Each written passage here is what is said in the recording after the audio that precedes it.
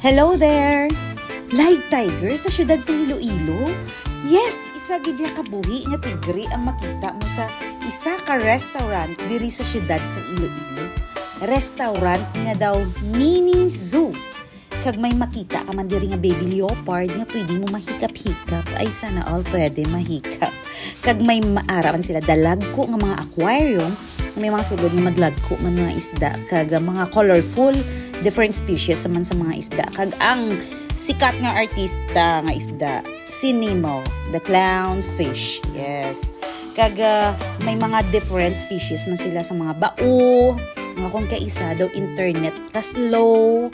Kag may ari man sila sang species sang mga reptiles like halo, manog, may mga dlagko man sila nga snakes nga ri diri. Though as in mini zoo gid saya mga politicians ay este mga buaya gali makita, may buaya man di sila sa sulod sang restaurant.